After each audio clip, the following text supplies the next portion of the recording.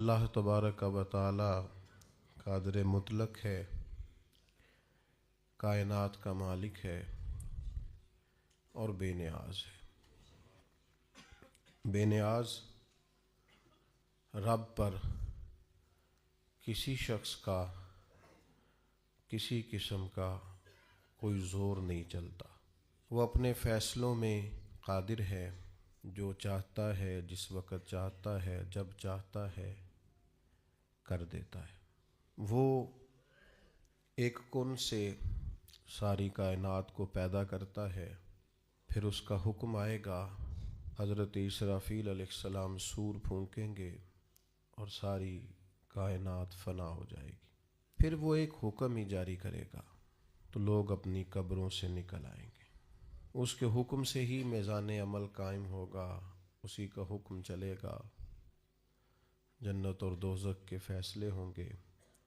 وہ حی ہے، وہ قیوم ہے، لیکن اس کے ساتھ ساتھ وہ بڑا مہربان بھی ہے۔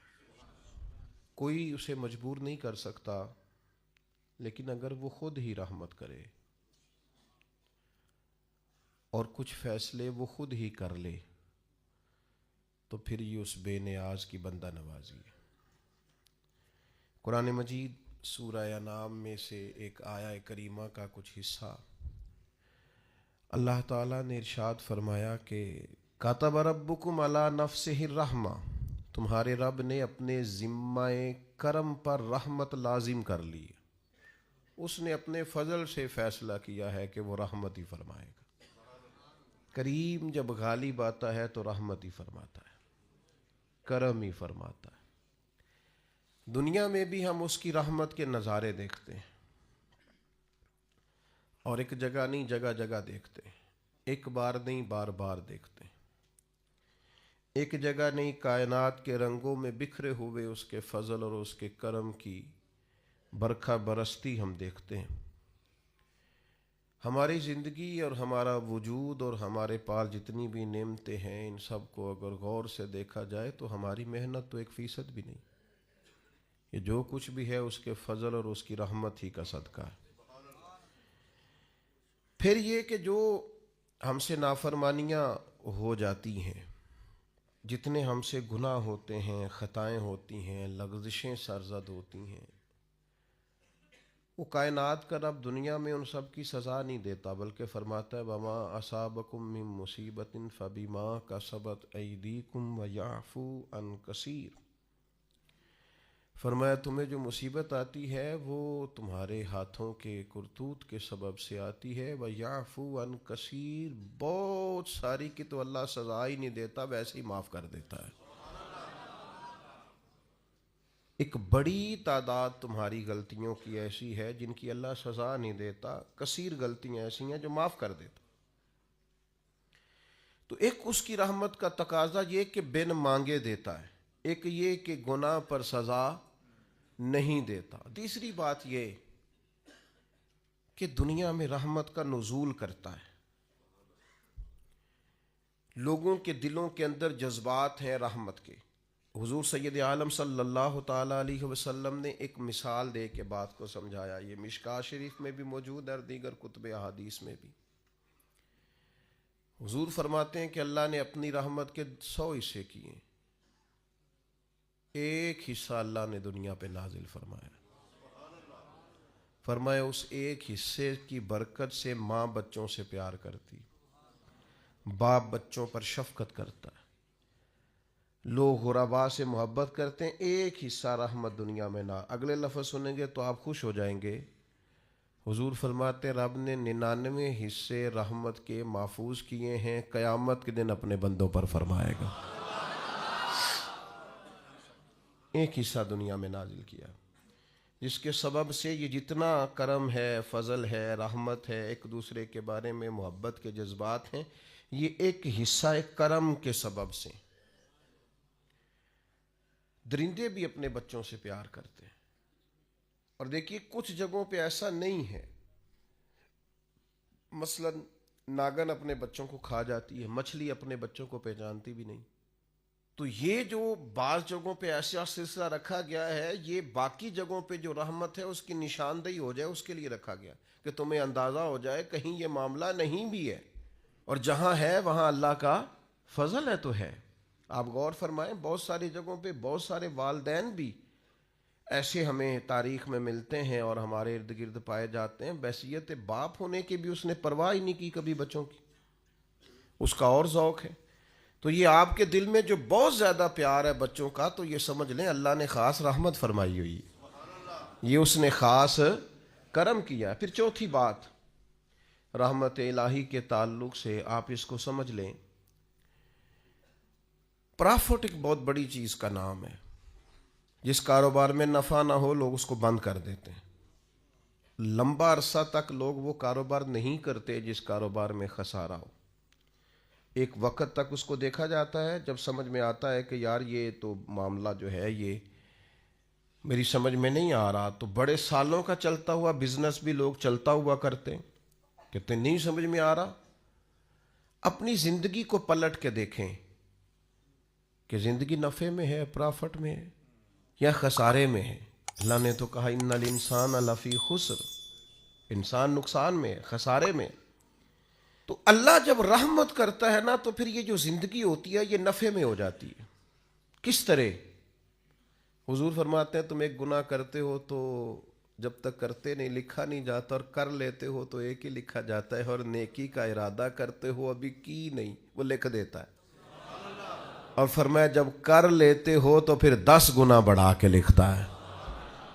تمہاری زندگی خسارے میں ہوتی، تم محسوس کرتے کہ ہر جگہ نقصان ہی نقصان ہے، لیکن اس نے رحمت کی ہے، تمہاری زندگی کو نفع والی زندگی بنا دیا، تمہارے اوقات میں برکت کر دی، تمہارے لیے بہت ساری جگہوں پہ آسانیاں کر دی ہیں، پھر اعمال میں برکت کر دی۔ اعمال میں مسلمان ہونے کی نسبت سے اعمال کے اندر اللہ نے برکت کر دی۔ آپ کبھی غور فرمائیں کہ صرف 3 دفعہ سورۃ اخلاص پڑھیں تو پورے قرآن پاک کا ثواب ہے، 1 دفعہ سورہ یاسین پڑھ لیں تو 10 قرآن مجید پڑھنے کا ثواب ہے، آپ 1 دفعہ درود پاک پڑھیں تو 10 رحمتوں کا نزول ہو جاتا ہے۔ تو اللہ تعالیٰ نے اپنی رحمت سے چیزوں کو بڑھا دیا، ان کے اندر اللہ نے اجر کو زیادہ کر دیا۔ اللہ نے نا ہماری زندگی کے لمحات کو زرخیز کر دیا ہے، کسی کی زمین کو بنجر نہیں رکھا۔ فرمایا تم نیکیاں بوتے رہنا، 10 گنا سے لے کر 700 گنا تک تمہیں اجر دیا جائے گا، جتنی نیت اچھی اتنا اجر اچھا۔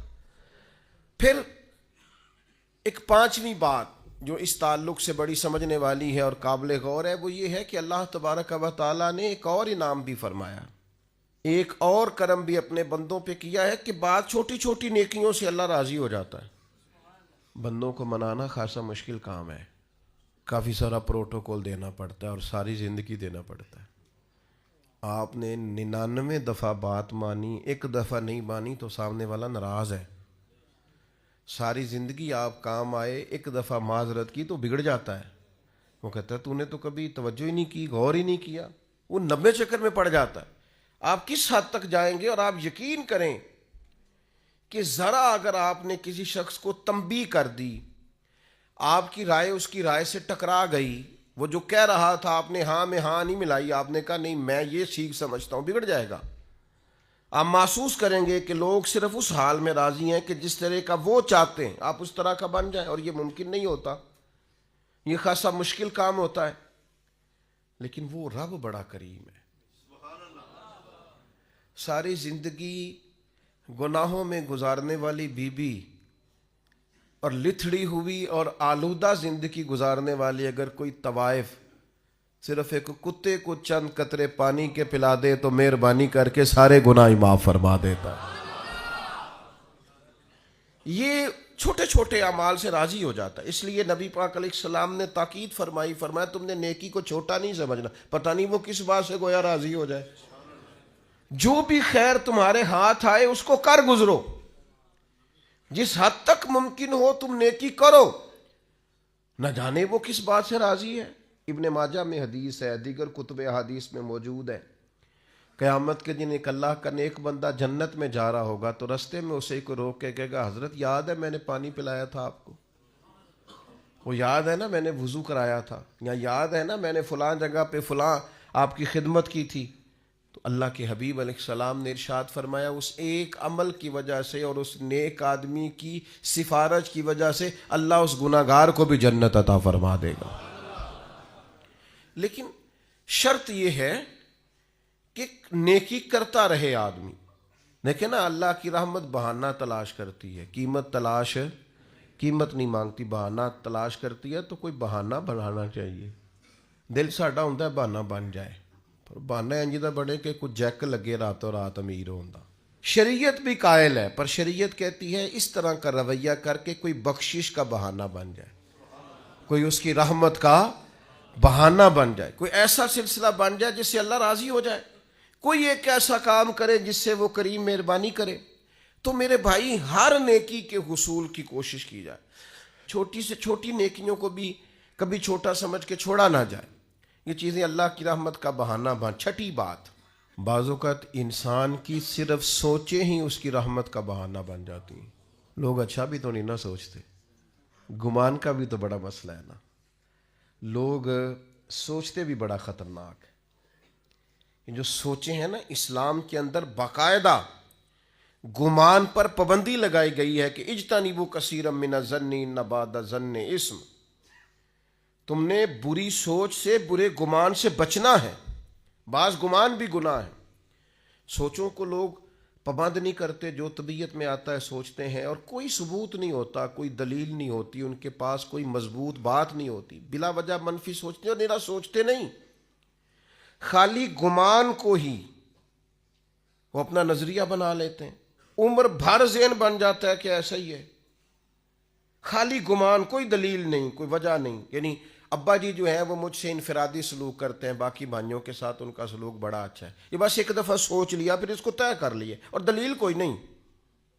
یعنی والد صاحب نے جس اسکول میں بھائیوں کو داخل کرایا اس کو بھی اسی اسکول میں ہی ہے. انہوں نے جس جگہ جس مکان میں رکھا باقیوں کو ہے، اس کو بھی وہیں رکھا ہے. انہوں نے سارے رویے مشترکہ رکھے، لیکن اس کا ذہن بن گیا ہے کہ میرے ساتھ وہ والا پیار نہیں جو باقیوں کے ساتھ، اور پھر اس کو طے کر لیا اور عمر گزار دی اسی بات پر. تو گمان کو ٹھیک رکھنا، سوچوں کو ٹھیک رکھنا، نظریات کو پاکیزہ رکھنا. ہمارا جو گمان ہے نا وہ سیٹ نہیں ہوتا. ہمارے ملک میں ایک نا سلسلہ چلتا ہے بدگمانی کا، بے یقینی کا، ٹوٹتی سوچوں کا، بکھرتے خیالات کا. وہ کہہ کے نا کہ ساری دنیا گڑبڑ ہو گئی، تو محسوس ہوتا ہے کوئی بندہ اچھا بچا ہی نہیں. اور نتیجہ یہ نکلتا ہے کہ سوچیں ٹھیک نہیں ہوتی. سوچیں ٹھیک ہو جائیں نا، کبھی سوچیں. داتا گنج بخش علی حجویری رحمۃ اللہ علیہ نے لکھا ہے کشف المحجوب شریف کے اندر، داتا صاحب فرماتے ہیں کہ ایک شخص پہاڑ پر عبادت کرتا تھا اللہ تعالیٰ کی بنی اسرائیل میں سے، اور بڑا طویل وقت اس نے رب کی عبادت کی. پھر اس سے ایک غلطی ہو گئی، اعتراض کر بیٹھا اللہ کی تخلیق پر کہ یا اللہ یہ پہاڑ نہ بنائے ہوتے تو کیا یہ اچھا ہوتا، معاذ اللہ. وہ بے نیاز ہے، ناراض ہو گیا. اپنے اس وقت کے پیغمبر علیہ السلام کو وحی فرمائی کہ اس سے جا کے کہو تو میری تخلیق پہ اعتراض کرتا ہے، تیرا نام نیکوں کی صف سے کاٹ دیا ہے، نافرمانوں کی صف میں لکھ دیا. بندہ بڑا انوکھا تھا. اور یہ جو بندے کے اندر جذبات پیدا ہوتے ہیں، دراصل یہ بھی توفیق الہی ہوتی ہے. جب آ کے اس سے کہا نا کہ تیرا نام کاٹ دیا ہے، تو کہنے لگا حضور کاٹنا اور لکھنا چھوڑیے، یہ بتائیے میرے رب نے میرا نام لیا ہے؟ یعنی میرے رب نے میرا نام لیا ہے؟ میں قربان جاؤں، ذرا پھر سے کہنا ایک دفعہ، میرا نام اس نے لیا ہے، میرے رب نے میرا نام لیا. اور پھر اس کے آنسو چھم چھم گرے. پھر وہ رویا اور کہنے لگا اس کریم کے حضور عرض کیجئے گا کہ اگر میرے لیے فیصلہ ہو ہی گیا ہے کہ میں نافرمان ہوں، تو پھر میرا وجود اتنا بڑا کر دے کہ دوزخ میں ہی اکیلا پورا ہوں. میرا دل نہیں کرتا رب کا کوئی اور بندہ جہنم میں جائے. کبھی یہ گمان دیکھنا، یہ سوچ ایسا ہو تو نہیں نہ سکتا جب تک رب نہ چاہے. اس نے عرض کی کہ میرا وجود اتنا بڑا کر دیا جائے کہ میں ساری دوزخ میں پورا آ جاؤں، اللہ کا کوئی اور بندہ سزا نہ پائے. وہیں کھڑے تھے اللہ کے پیغمبر، پھر سے وہی آئی، کہا اسے کہو میں راضی ہو گیا ہوں، اسے کہو میں نے اسے معاف کر دیا. اسے کہہ دو میں نے اس کے لیے جنت کا فیصلہ کر دیا ہے، اور اسے کہہ دو قیامت میں یہ جس جس کی سفارش کرے گا میں ان سب کو بھی جنت عطا کر دوں گا۔ لیکن شرط یہ ہے کہ سوچے تو ٹھیک ہوں، گمان تو ٹھیک ہو، ارادے تو ٹھیک ہوں۔ لیکن وہ جیسے میں نے شروع میں عرض کیا نا، ہمارے زمانہ تیز لوگوں کا زمانہ، وہ بڑی زبردست قسم کی منصوبہ بندی کرتے ہیں اور سارا کچھ چالاکی سے حاصل کرنا چاہتے ہیں۔ اکثر میں دوستوں سے کہا کرتا ہوں کہ پہلے ہم سنتے تھے پرانے بزرگوں سے کہ لوگ اپنے دوسروں کو شیشے میں اتار لیتے ہیں، تو یہ جو ہمارا زمانہ ہے اب تو شیشہ نہیں، اب تو لوگ شیشی میں بھی اتار لیتے ہیں، چھوٹی سی شیشی میں اتار لیتے ہیں، پتہ ہی نہیں چلتا۔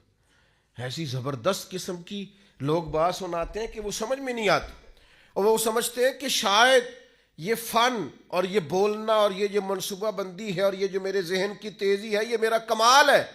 یہ تو اللہ کا انعام تھا، تو نے مثبت چیز کو منفی جگہ پہ استعمال کر کے ناشکری کی رب کی، یہ تیرے اوپر اللہ کا خاص انعام تھا، لیکن تو سمجھا ہی نہیں، تو نے غلط رنگ اختیار کیا۔ میرے عزیز یاد رکھیے گا، اچھے گمان سے اللہ راضی ہوتا ہے۔ اور پھر ساتویں بات، بعض دن اللہ نے ایسے رکھے ہیں، وہ کہتا چل تو فلاں دن آ جانا، ہم بھی کہتے ہیں نا فلاں دن آ جانا ملاقات ہو جائے گی، فلاں دن میں فارغ ہوں تو میں آپ سے ملنے آ جاؤں گا۔ کچھ دن ہوتے ہیں نا خاص، اور کچھ بڑے بڑے تاجر بھی بعض اوقات کچھ آفریں بھی دیتے ہیں، وہ کہتے ہیں جناب آپ یہ والا کام کریں تو ہماری طرف سے پھر یہ آفر ہے، چلو ایسے کر لیں تو ایسے ہو جائے گا۔ یہ جو لوگ زیادہ ٹریول کرتے ہیں نا، میری طرح کے ہمیشہ کے مسافر، ان کو تو ایئر لائنیں بھی جہاز بھی کہتے ہیں کہ جناب آپ اس طرح کریں، ہمارے ساتھ آپ یہ کر لیں، ہمارا کارڈ لے لیں، اسی فلائٹ میں سفر کریں، اتنا ڈسکاؤنٹ ہو جائے گا۔ وہ آہستہ آہستہ چیزیں اور رنگ اختیار کرنے لگتی ہیں، بلا مثال و ملا تشبیہ۔ کائنات کا رب بھی بڑا ہی فضل کرتا ہے، فرماتا ہے جو جمعے کا دن ہے نا، جمعے کا یہ سید الایام ہے۔ حضور سید عالم صلی اللہ تعالیٰ علیہ وسلم نے فرمایا جو جمعے کے روز درود پڑھتے ہیں فرشتے مجھ پر فوراً پہنچا دیتے ہیں۔ یہ خاص دن ہے، اس دن کا ذکر قرآن مجید نے نام لے کے بیان فرمایا، سید الایام ہے۔ پھر میرے بھائی کچھ مخصوص ایام اللہ نے اپنے فضل سے رحمت کرنے کے لیے بنائے، جن میں سے ایک وقت سحری کا وقت ہے، تہجد کا وقت۔ وہ جس ٹائم آج کا لوگ موبائل بند کر کے سوتے نہیں، وہ اٹھنے کا ٹائم ہے دراصل، وہ ٹائم جو جاگنے کا ہے، اس ٹائم لوگ سو رہے ہوتے ہیں۔ اللہ کے حبیب علیہ السلام نے فرمایا جب سحری کا وقت ہوتا ہے تو اللہ تعالیٰ پہلے آسمان پر نزول جلال فرماتا ہے جو اس کی شان کے لائق ہے۔ سحری کے وقت یعنی پچھلی راتی رحمت رب دی کرے بلند آوازہ، اللہ تعالیٰ پہلے آسمان پر نزول جلال فرماتا ہے، اور کریم رب فرماتا ہے کوئی رزق مانگنے والا اسے عطا کروں، ہے کوئی بخشش مانگنے والا اسے عطا کروں، ہے کوئی میری بارگاہ سے جنت کا سوالی میں اسے عطا کروں۔ اچھا عجیب بات ہے، جب گیٹ کھلنے کا وقت آیا تو لوگ دروازہ چھوڑ کے چلے گئے، حالانکہ جب عطا کرنے کا ٹائم ہے تو آپ سو گئے، جاگنے کا وقت آیا تو آپ کی آنکھ لگ گئی۔ یہ غافلانہ مزاج ہے۔ نبی پاک علیہ السلام نا نفلوں کے لیے سختی نہیں فرماتے تھے، سختی فرائض کے لیے ہوتی ہے، واجبات کے لیے ہوتی ہے۔ لیکن حضرت فاطمہ رضی اللہ تعالیٰ عنہ بیان فرماتی ہیں سحری کا وقت آتا تو حضور میرے حجرے میں آتے، آواز دیتے اور کئی دفعہ مجھے ہلاتے، کہتے بیٹا اٹھو، یہ سحری کا وقت ہے، یہ رب سے رحمت مانگنے کا ٹائم۔ میں کیسے آپ کی خدمت میں عرض کروں، اب تو صبح جلدی اٹھنا یہ غریب ہونے کی علامت ہے۔ اٹھو، کبھی غور کرو، دیکھو کہ کچھ ایسے بھی رب کے عاجز بندے ہیں جو فجر کی نماز بھی جا کے اس منڈی میں پڑھتے ہیں جہاں سے انہیں امید ہے کہ میرا رب اس کے وسیلے سے رزق عطا کرے گا۔ سویرے اٹھتے ہیں، اٹھا جا سکتا ہے، یہ ہوتا ہے۔ تو سحری کا وقت ایک ایسا وقت ہے جس میں اللہ راضی ہوتا ہے۔ کیا کریں، کس طرح قوم کو سمجھائیں، کیا رویہ اختیار کریں؟ میں کبھی کبھی دوستوں سے کہتا ہوں میرا دل نہیں کرتا بعض باتیں کرنے کو، وہ محسوس ہوتا ہے کہ یار یہ تو زیادہ ہی آگے چلے گئے، لیکن کبھی کبھی مجھے فیل ہوتا ہے کہ ابھی تک ہماری قوم اس بات پر بھی تیار نہیں ہو سکی کہ کھانا کھانے سے پہلے بسم اللہ شریف پڑھنے کی عادت بنائی جائے۔ مجھ سے ناراض نہ ہونا، آپ پڑھتے ہوں گے، لیکن میں اپنا نظریہ عرض کر رہا ہوں کہ اب اس کے لیے کوئی پی ایچ ڈی کرنے کی ضرورت ہے؟ یہ کوئی مسئلہ ایسا ہے کہ جس کے لیے فقہ کی 4 کتابیں پڑھیں گے تو سمجھ میں آئے گا کہ کھانا کھانے سے پہلے بسم اللہ؟ تو جو قوم، یعنی بالکل بنیادی اور ضروری بات ہے کہ آپ کھانے سے پہلے بسم اللہ پڑھ لیں، اور میرا خیال ہے یہ بچے کو ویسے ہی آتی ہے.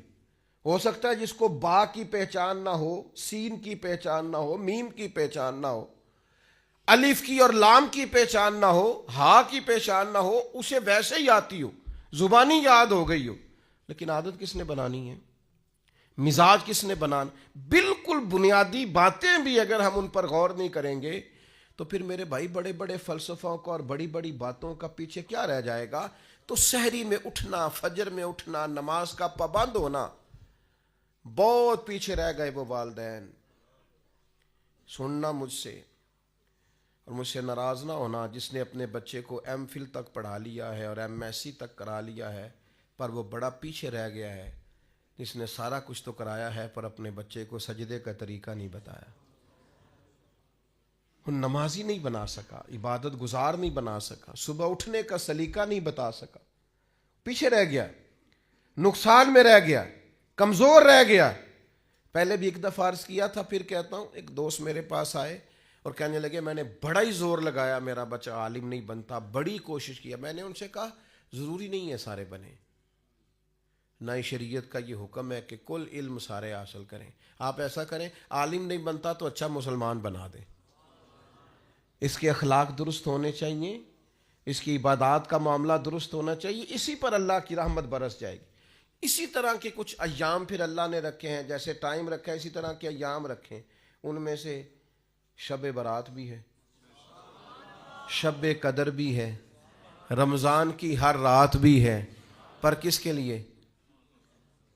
شیخ سعدی فرماتے ہیں جو قدر کرے اس کے لیے ہر شب بھی شب قدر ہے، اور جو قدر نہ کرے ٹھیک ہے وہ پھر شب قدر کی رات بھی سوٹ سیتا رہے، وہ شب قدر کی رات بھی کوئی مال خریدنے جاتا رہے، وہ پھر شب قدر کی رات بھی دیکھے کہ آج کل کون سی چیز بک رہی ہے، کون سی خریدنی ہے، چلتا رہے کام. اگر قدر کرے گا تو ہر شب شب قدر ہے، اور اگر قدر نہ کرے تو جتنی مرضی شب قدر گزر جائے. یہ تو قدر والوں کے لیے. آپ اس کو سمجھ لیں، اس پر غور کر لیں کہ اللہ نے وقت دیا ہے کہ آ جا رحمت برسے گی، تو شب برات پہ آ جا کرم ہو جائے گا. یہ نہیں آیا سویا ہوا ہے، آ جا شب قدر کی رات کرم ہو جائے گا، نہیں آیا سویا ہوا ہے. وہ تو کہتا ہے کتب ربکم علی نفسہ الرحمہ، تیرے رب نے اپنے ذمہ کرم پر رحمت کو خاص کر لیا ہے، پر آ تو صحیح نا. حدیث سنو مزہ آئے گا. بخاری مسلم میں مشکات میں حدیث موجود ہے. نبی پاک فرماتے ہیں بندہ گناہ کرتا ہے، بندے سے گناہ ہو جاتا ہے، پھر وہ کہتا ہے یا رب یا رب یا رب مجھے معاف کر دے. تو اللہ فرشتوں سے فرماتا ہے میرے بندے کو پتہ ہے کہ میرا کوئی رب ہے، اور یہ بھی پتہ ہے کہ میرے رب نے مجھے معاف کر دینا ہے. اور اللہ فرشتوں سے فرماتا ہے گواہ ہو جاؤ میں نے اسے معاف کر دیا. فرمایا پھر نفس غالب آتا ہے، پھر کوئی گناہ کر بیٹھتا ہے، پھر عرض کرتا ہے یا رب یا رب یا رب، اللہ میں بھول گیا، میری مدد فرما، مجھے معاف کر دے. تو کریم فرماتے ہیں اللہ پھر فرشتوں سے فرماتا ہے میرے بندے کو پتہ ہے اس کا رب بھی ہے، اور یہ بھی پتہ ہے اس نے معاف بھی کر دینا، تم گواہ ہو جاؤ میں نے اسے معاف کر دیا ہے. تیسری بار حضور بیان فرماتے ہیں، تیسری بار فرمایا پھر بندے سے غلطی ہو جاتی ہے، وہ پھر بھول جاتا ہے، پھر اللہ کے حضور عرض کرتا ہے یا رب یا رب یا رب. تو فرمایا مالک فرماتا ہے فرشتوں میرے بندے کو پتہ ہے کہ اس کا رب بھی ہے، اور یہ بھی پتہ ہے کہ اس نے معاف کر دینا ہے، تم گواہ ہو جاؤ میں نے اسے معاف کر دیا ہے. شارحین حدیث فرماتے ہیں یہ حضور نے جو 3 بار کا ذکر کیا یہ تمثیل کے طور پر ہے. معنی کیا ہے کہ وہ جتنی بار بھی سچے دل سے توبہ کرے گا اللہ اتنی بار ہی اسے معاف فرما دے گا. شرط یہ ہے کہ توبہ سچے دل سے کرے، توبہ کے جملے نہ پکارے استغفر اللہ استغفر اللہ استغفر اللہ، اور ساری رات شب برات میں مسجدوں سے رونے کی اور چیخنے کی اور تڑپنے کی آواز آئے. تو میں نے بارہا کہا ہے، میں پھر کہتا ہوں، کہ اگر تو شب برات کی رات توبہ کرنے کے بعد پھر تھوڑا سا ہمیں پتہ چلے کہ اب معاشرے سے کچھ ملاوٹ ختم ہو گئی ہے، کچھ جھوٹ ختم ہو گیا ہے، کچھ بددیانتی ختم ہو گئی ہے، تو پھر تو پتہ چلے رات کچھ لوگوں نے توبہ کی ہے۔ لیکن یہ کہ ساری رات روتے بھی رہیں، تڑپتے بھی رہیں، اور توبہ کا تو مطلب ہی یہ ہے کہ یا اللہ پچھلے معاف کر دے، آج کے بعد نہیں کروں گا، لیکن پچھلے معاف کرا لیے اور آئندہ چھوڑنے کا ارادہ نہیں کیا تو توبہ کی شرط ہی نہ پائی گئی، یہ توبہ ہوئی نہ، یہ توبہ کی نہیں گئی۔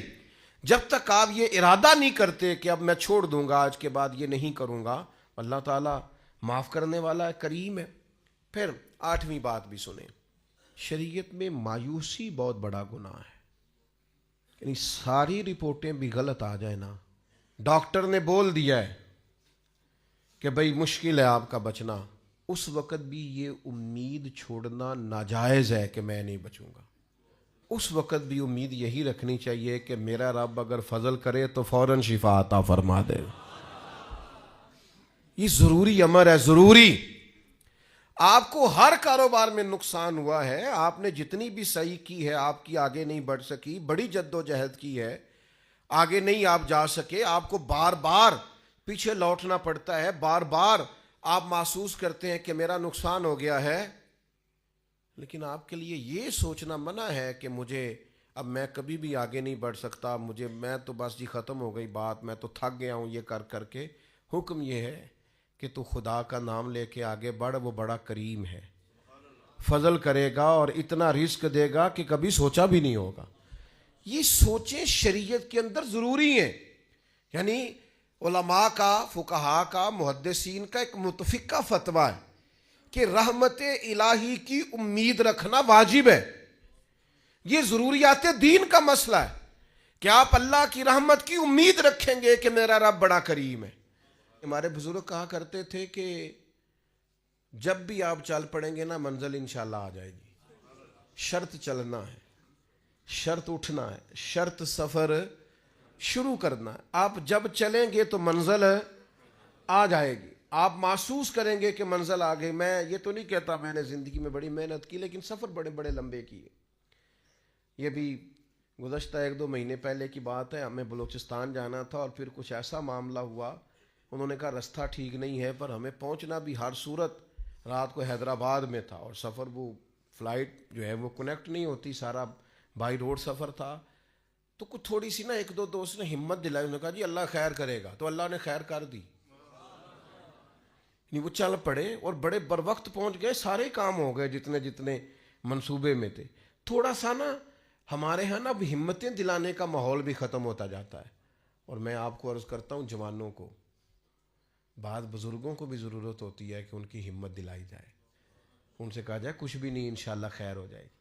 آپ یہ کہتے ہیں اتنی عمر ہو گئی ہے اب میں ان کو تسلی دوں، بھائی تسلی کی ضرورت تو ہر وقت رہتی، آپ تسلی دیں، آپ ہمت بنائیں، آپ کہیں، آپ بات کریں، چیزیں بہتر ہو جاتی ہیں۔ آپ یہ کہیں کہ انشاءاللہ ہو جائے گا، ہو جاتا ہے، لیکن شرط یہ ہے کہ امید خدا کی رحمت کی کبھی چھوٹنے نہ پائے۔ روایت ایک بڑی منفرد ہے، بڑی حسین ہے، فرمایا کہ قیامت والے دن نہ 2 گناہگار ہوں گے، دونوں کو اللہ کی بارگاہ سے حکم ہوگا کہ جاؤ دونوں جہنم میں چلے جاؤ، معاذ اللہ ثم معاذ اللہ۔ ایک دوڑ لگا دے گا، بھاگ گیا دوزخ کی طرف، حکم باری تعالیٰ ہوا چلو دوزخ میں تمہارے اعمال بڑے سیاہ ہیں، اس نے دوڑ لگا دی۔ دوسرا کیا کرتا ہے، چند قدم اٹھاتا ہے، پھر پلٹ کے پیچھے دیکھتا ہے، پھر چند قدم اٹھاتا ہے، پھر پلٹ کے پیچھے دیکھتا ہے، پھر چند قدم اٹھاتا ہے، پھر پلٹ کے۔ تو دروازہ آ گیا دوزخ کا، اب ایک بھاگ گیا ہے، ایک دبے قدموں آہستہ آہستہ چل رہا ہے۔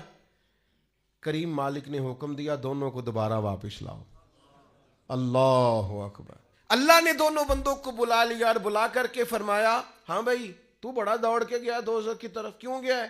اللہ دلوں کے حال جانتا ہے نا، انہ علیم بذات الصدور، دلوں کے حال جانتا ہے، تو کیوں دوڑ کے چلا گیا؟ تو اس بندے نے یہاں کوئی چالاکی نہیں دکھائی، دل کی بات کی، کیونکہ رب دل کی بات جانتا ہے۔ عرض کی مالک گناہگار ہوں، عاجز ہوں، خطا کار ہوں، مجرم ہوں، پتہ سارا ہے سردار نو کیتیاں، من نانم کے من دانب جو ہوں، اس کی خبر ہے۔ مالک عمر بھر تیری نہیں مان سکا، غلطی کی، آج دل میں خیال آیا کہ رب کا حکم آیا، چل آج ہی مان لے، دوڑ گیا ہوں، قربان جائیں، آخری وقت ہے، فیصلہ دوزخ کا ہو گیا ہے۔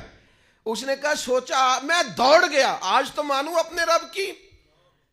کریم اسی بات سے راضی ہو گیا، فرمایا بھیج دو اس کو جنت میں۔ وہ چلو آخر وقت تک کی صحیح، کسی ٹائم ہی صحیح، آخر میں ہی صحیح۔ تو وہ جو دھیمے دھیمے قدم اٹھا رہا تھا، اس سے پوچھا بھائی اللہ جانتا ہے؟ پوچھنا لا علمی کی علامت، بھائی تو بڑے آرام آرام سے کیوں جا رہا تھا؟ اس نے کہا مالک میرا یقین تھا میرا رب کریم ہے، میں پلٹ پلٹ کے دیکھتا تھا کہ آواز آ ہی جائے گی، آواز آ ہی جائے گی، آواز آ ہی جائے گی۔ دوزخ کا دروازہ آ گیا، پر میری تیرے کرم سے امید نہیں ٹوٹی، اور مالک جب میں دوزخ کے دروازے پر پہنچا تو آواز آ ہی گئی، وہ ہو گیا جس کی مجھے امید تھی، آواز کرم آئی۔ تو اللہ نے فرشتوں سے فرمایا جو میری رحمت کی اتنی امید رکھے اسے کوئی دوزخ میں پھینکا جاتا ہے؟ لے جاؤ اسے بھی جنت میں۔ دونوں کو جنت میں ڈال دیا۔ تو آخری دم تک رحمت سے امید چھوڑنی، کوئی کچھ بھی کہہ دے، کتنا بھی کہہ دے، اس کے کرم سے امید چھوڑنی۔ ایک درویش گزرے ہیں حضرت ابو الحسن شیبانی رحمۃ اللہ علیہ، وہ فرماتے ہیں جس شخص کو میں بڑا گناہگار سمجھتا تھا نا، اور بہت سارے لوگ سمجھتے تھے، اور واقعی وہ ایسے کام بھی کرتا تھا، فرماتے ہیں پھر ایک وقت ایسا بھی آیا کہ اس نے توبہ کی، اور پھر ایسا وقت بھی آیا کہ ریاستیں کر کے ہم سے آگے نکل گیا، اور پھر ایک شام ایسی بھی آئی کہ میں اس سے دعا کرانے پہنچ گیا۔ یہ تو اللہ تعالیٰ کی حکمت ہے، اس کا کرم ہے۔ کب کسی پر رحمت برکھے تو اللہ نے اپنے ذمہ کرم پر رحمت لازم کر لی ہے۔ یہ جو دن ہے نا سارے رحمت کے دن ہیں، یہ جتنی راتیں ہیں یہ رحمت والی ہیں، کرم والی ہیں، عطا والی۔ کوشش فرمائیے گا جس حد تک ممکن ہو سکے انسان اپنے رب کے حضور حاضر ہو، کھلے ہوئے دروازوں سے اپنے حصے کی خیر پائے۔ اللہ تبارک و تعالی مل بیٹھنا قبول کرے۔